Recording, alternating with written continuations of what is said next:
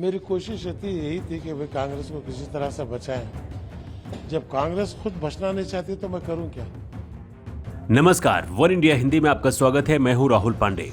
कर्नाटक विधान परिषद में विपक्ष का नेता नहीं बनाए जाने से नाराज कांग्रेस के वरिष्ठ नेता और एमएलसी सीएम इब्राहिम ने कांग्रेस पार्टी और पद छोड़ने का फैसला किया है।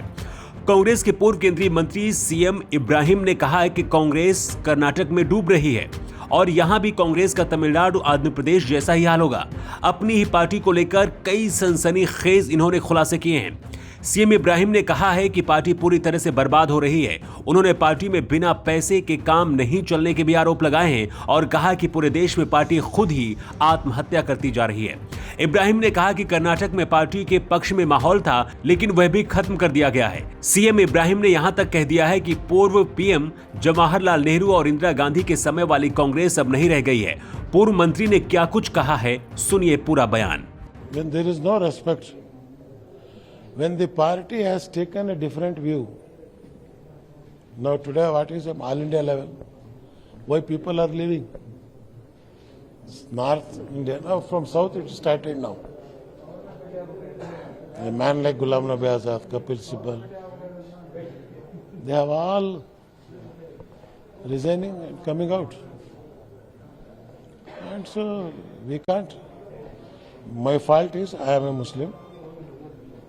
I don't have CBI inquiry. I don't have ED case. I don't have money. So that's why today I have to be in this position. But your junior, Mr. B.K. Hariprasad, has been announced as the chief of the Legislative Council, and you are not being given any hope. But you are very much hopeful before. Resources. So is it? This is the social justice they have shown. What is that resources cost? I don't know. People will understand it. I told you, no, I am a poor man. I don't have any cases. Income tax not come to my house. ED has not come to my house. That is my bad luck. मेरी कोशिश यही थी कि वे कांग्रेस को किसी तरह से बचाएं। जब कांग्रेस खुद बचना नहीं चाहती तो मैं करूं क्या।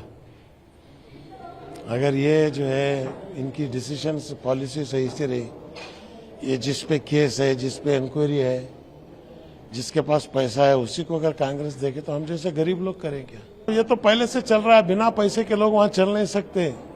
कांग्रेस में भी yes. आपके एक सेकंड सर, आपने कहते हैं आपका पार्टी सोशलिस्टिक पार्टी थी पहले। एक जमाना था, इंदिरा जी जब थी, पंडित नेहरू जब थे था, लेकिन अब जो है लेना बैंक है, देना बैंक नहीं।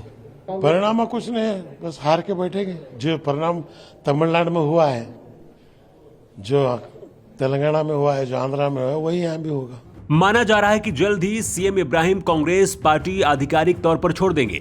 दक्षिण भारत की पार्टी के दिग्गज नेता और पूर्व केंद्रीय मंत्री सीएम इब्राहिम ने पार्टी की स्थिति के बारे में जो हाले बयां किया है वह बहुत ही गंभीर है। सीएम इब्राहिम ने कहा कि कांग्रेस बर्बाद हो रही है, सुसाइड कर रही है। पूरे देश में वही है, पूरे देश में हो रहा है। इन्होंने आरोप लगाया है कि पार्टी में बिना पैसे के लोग काम नहीं कर सकते। इनके मुताबिक जवाहरलाल नेहरू और इंदिरा गांधी के समय वाली पार्टी सोशलिस्ट थी, लेकिन अब लेना बैंक है, देना बैंक नहीं। इब्राहिम ने कहा है कि जब संख्या 120 से 80 पर आ गई तो मैंने बात की। आज फिर कह रहा हूं, यहां वैसा ही होगा जैसे तमिलनाडु, आंध्र प्रदेश, तेलंगाना में हुआ था। कांग्रेस अपने गलत फैसलों का खामियाजा भुगत रही है। कर्नाटक कांग्रेस नेता यूटी खादर सीएम इब्राहिम के पार्टी छोड़ने के फैसले पर कहा है कि सीएम इब्राहिम एक वरिष्ठ नेता हैं, लेकिन डीके शिवकुमार और सिद्धारमैया के बीच कोई मतभेद नहीं है। कर्नाटक में पार्टी एकजुट है।